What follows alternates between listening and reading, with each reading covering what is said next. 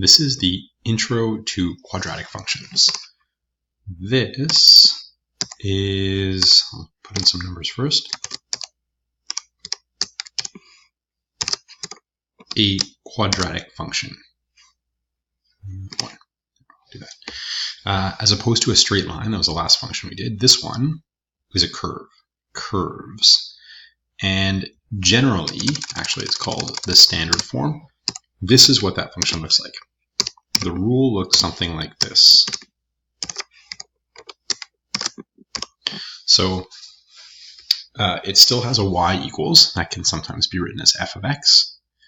And it has some parameters, the a, the h, and the k are kind of like the slope and the initial value, the m and the b of the function that we dealt with when we were working with linear functions. But in this case, there are three of them. And on Desmos, it allows you to make a slider so you can see what they all do. The a value, as you make it bigger, you'll notice that the curve, this curve is called a parabola, becomes more narrow. And as I make the a value smaller, it becomes wider. And as soon as it becomes negative, it flips downwards. And the more negative it is, so the bigger number, but a more negative number, is narrower, and a smaller number, even if it's negative, so excluding the sign, is wider. What happens at 0 is that this part here that you're squaring, if you multiply it by 0, this whole part here becomes nothing. You just have y equals the k value. That's just a constant horizontal line. That's what the a value does. If you look at the h value, as I make h value, let's say 2, notice that this has moved over to the right, and notice that this value of 2 corresponds to the very sort of center of this curve. If I made it 3, let's say, the very center of this curve would be at 3. And same for 4,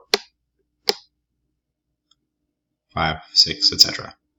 And if I moved it the other way, it would look like this. So h sort of moves the parabola side to side, and k does the same thing but up and down. So I'll make h1 for a moment, or I'll make it 0, let's say.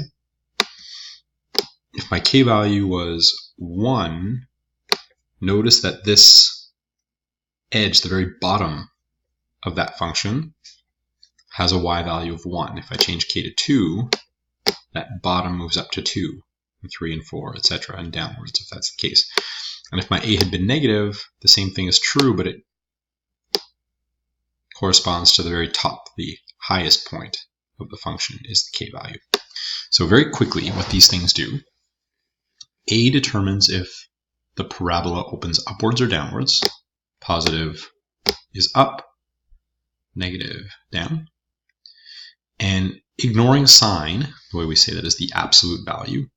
Ignoring sign, the bigger the value, the more narrow the curve will be. And the smaller the number, the wider it will be. It's true for negative as well. So this is a bigger, more negative number, bigger number, but ignoring sign, and a smaller number, ignoring sign is wider. And the h and the k tell you the coordinates of this point over here. This point, either the very top or the very bottom of the function, this one point is called the vertex.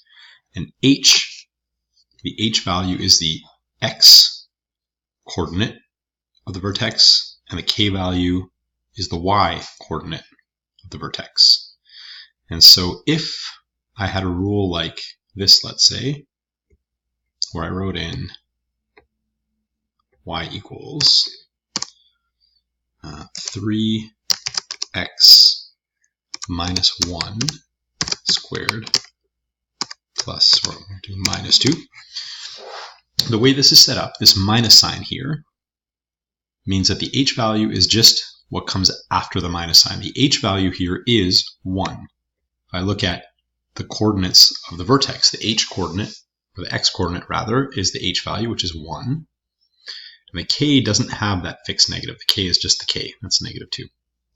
So if I had instead y equals, let's say, negative 2x plus 1 squared minus 1, this here, this plus 1 really means x minus negative 1. And the coordinates of that vertex are negative 1 is the h, and negative 1 is the k. And the a value determines that it's going downwards. So that's the intro. The last thing that's important for the next part is that parabolas are symmetric about this line. So let's say I drew in this line here. Let's say x equals 1. I'll make it dotted just to show. So this represents the axis of symmetry. It will always be a vertical line. It will always pass through h. And if you look at the curve on one side, it's exactly the same as the curve on the other side. That'll be important for the next thing that we do.